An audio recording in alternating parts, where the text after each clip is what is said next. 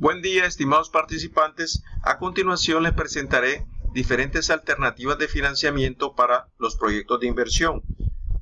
Primero hablaremos de los financiamientos con deudas a largo plazo, la cual se ejecuta a través principalmente de bonos corporativos. Hablaremos otro tipo de financiamiento como son las acciones preferentes, acciones comunes, ganancias retenidas o a través de nuevas emisiones de acciones comunes. Es importante determinar el costo de la deuda a largo plazo y explicar por qué el costo de la deuda después de impuestos es el costo relevante de la deuda, sobre todo por el escudo fiscal. El costo de capital representa el costo de financiamiento de la empresa, compañía, y es la tasa mínima de rendimiento que debe ganar un proyecto de inversión para incrementar el valor de la empresa. La mayoría de las empresas tratan de mantener una mezcla óptima de financiamiento mediante deuda y capital patrimonial.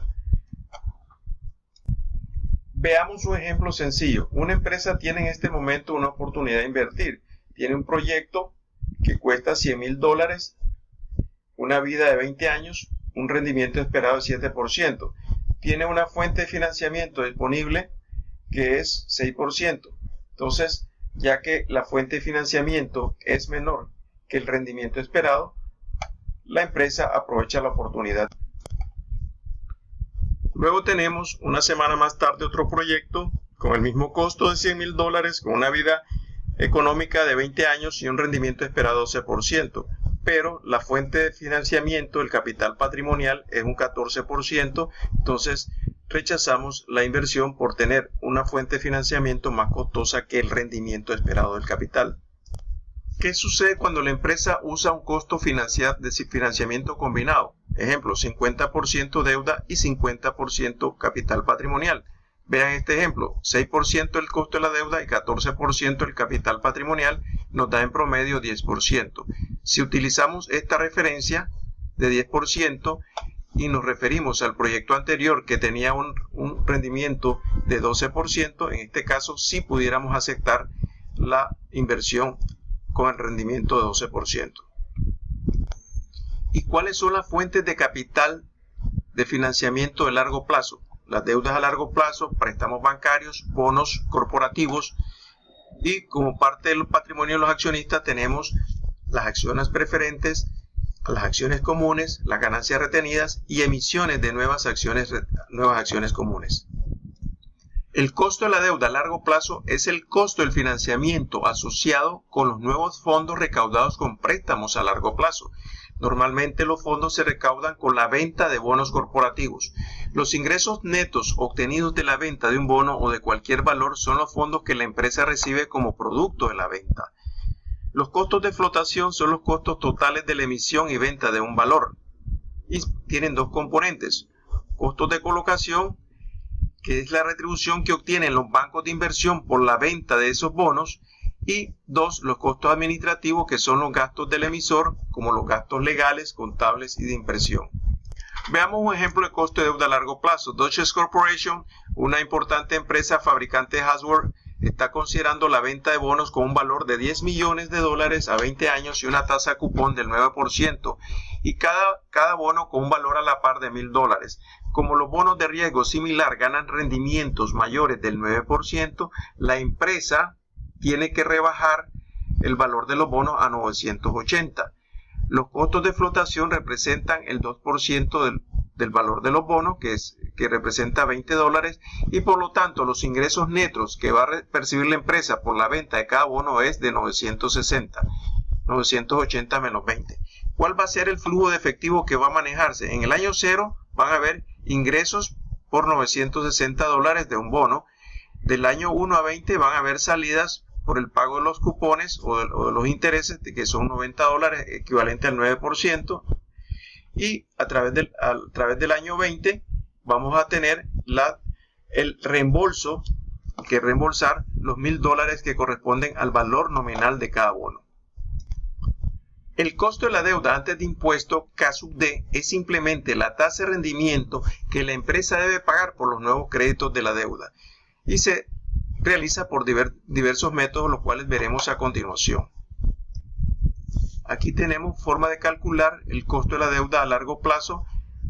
Es el rendimiento al vencimiento de un bono a 20 años que se hace con la función tasa de Excel, o una aproximación de costo donde aplicamos la siguiente fórmula.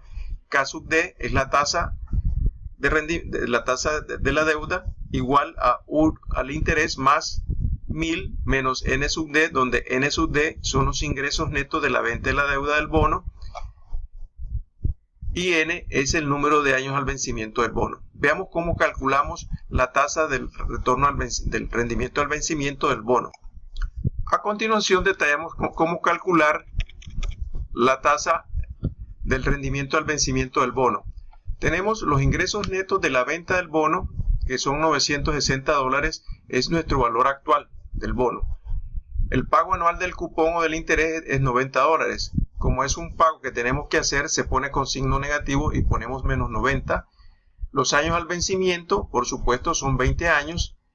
Y al final el valor futuro del bono va a ser igual a $1000, el valor a la par. Pero como es una salida que lo tenemos que reembolsar al final de 20 años, lo ponemos con signo negativo. Y al final tenemos aquí el resultado que nos da 9.45%, que es la tasa del rendimiento al vencimiento del bono. Y aquí tenemos el cálculo para calcular la tasa por el método de aproximación de costo, que es igual a I, que es 90, más 1000 menos el valor inicial de que vendemos el bono, entre 20, que es el número de periodos, y total que al final tenemos una tasa de 9.388, sustituyendo los datos en la fórmula anterior. Para calcular el costo de la deuda después de impuestos, simplemente multiplicamos la tasa por 1 menos la tasa de impuesto que pagamos. Si aplicamos los datos del 9.4%, que es la tasa antes de impuesto, multiplicado por 1 menos 40, que es la tasa fiscal, nos resulta que la tasa después de impuesto va a ser igual a 5.67%. Ahora veamos otra forma de financiarse, que son las acciones preferentes. Como recuerdan, los accionistas preferentes tienen el derecho de recibir sus dividendos pactados antes de que se distribuya cualquier ganancia a los accionistas comunes. Por consiguiente, el costo de las acciones preferentes es la razón entre el dividendo de las acciones. Aquí tenemos el resultado del costo de las divisiones de las acciones comunes con la tasa de crecimiento, que es 5%, y nos da que la tasa es de 13%. El costo de las ganancias retenidas es otra forma de financiarse. Las fuentes de financiamiento es igual al costo de una emisión equivalente completamente suscrita de acciones comunes adicionales, que es igual, por supuesto, al costo de capital de las acciones comunes. O sea que el costo de las ganancias retenidas es como el costo de otra emisión de acciones comunes, que es igual a 13%.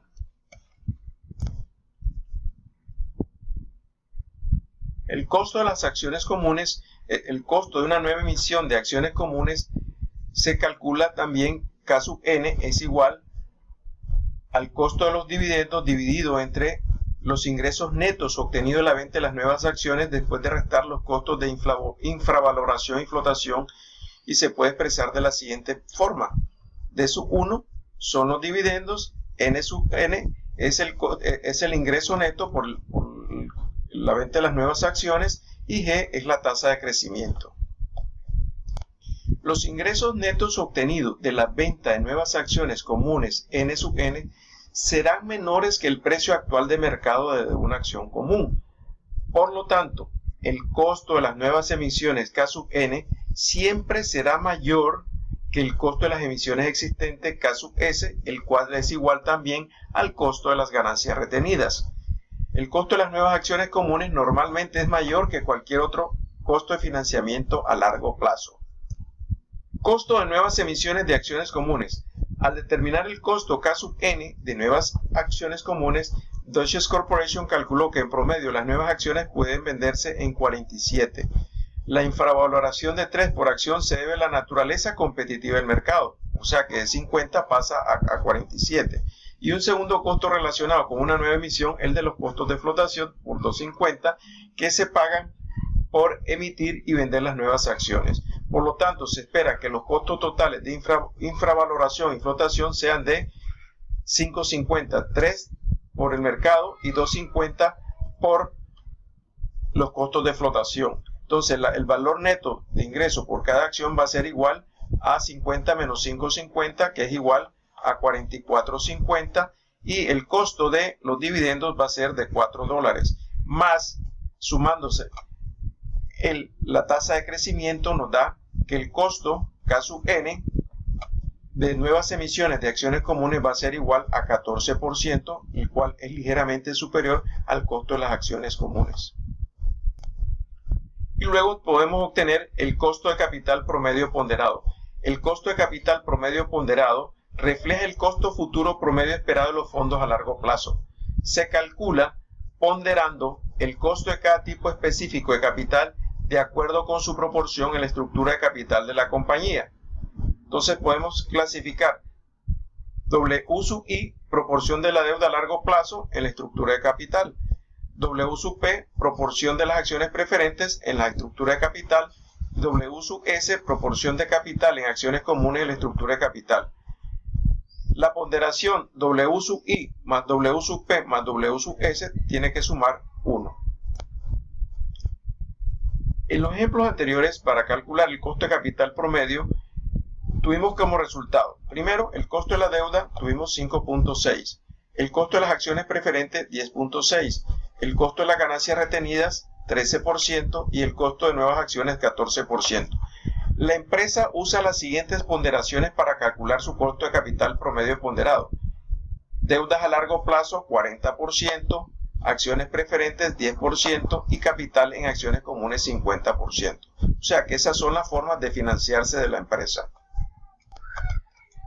A continuación, finalmente, calculamos el costo de capital promedio ponderado de la empresa Deutsche Corporation, en donde ponemos que la empresa se ha financiado con 3 tipos de deuda: deuda a largo plazo, un 40% de la deuda, las acciones preferentes un 10% y el capital en acciones comunes un 50%, todo esto suma un 10%. Su costo de deuda a largo plazo era 5.6%, el costo de los bonos después de impuestos, el costo de las acciones preferentes va a ser 10.6% y el costo del capital de las acciones comunes 13%.